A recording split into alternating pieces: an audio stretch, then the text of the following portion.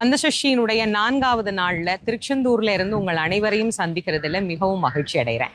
எல்லாருமே என்னுடைய குருநாதர் வள்ளல் வாரியார் சுவாமியா இருக்கட்டும், அவருடைய குருநாதராக இருக்கட்டும், எல்லாருமே இந்த கந்தசஷ்டி விரதம் இரு இரு இரு அப்படின்னு சொல்றாங்க.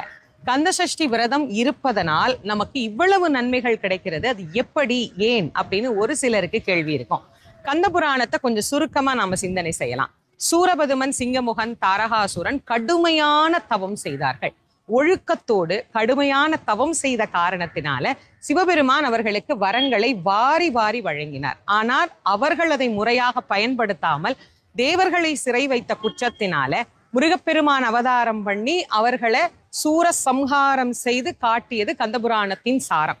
அந்த நிகழ்வை தான் நம்ம கந்தசஷ்டி விரதத்தினுடைய மையமாகவே வச்சு நம்ம கொண்டாடிட்டு இருக்கிறோம். சிவபெருமான் ஏன் அசுரர்களுக்கு வரம் கொடுக்கணும்?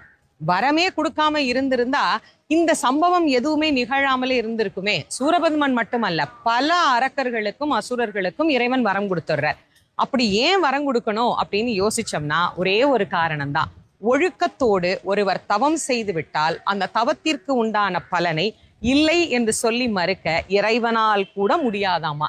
கண்டிப்பா கடவுள் அவர்களுக்கு உண்டான கருணையை கொடுத்துதான் ஆகணும் அப்படிங்கிறது விதி. அந்த வகையில நீங்க சிந்தனை பண்ணி பார்த்தீங்கன்னா நாமும் இந்த 7 நாட்கள் ஒழுக்கத்தோடு அப்ப செய்தது தவம், இப்ப இருக்கிறத விரதம் அப்படின்னு வச்சுக்கலாம். இந்த கந்தசஷ்டி விரதத்தை மேற்கொண்டால் பலனை இல்லைன்னு முருகப்பெருமான் மறுக்கவே மாட்டார். ஏன்னா அவர் தான் கருணை கடலாயிற்றே.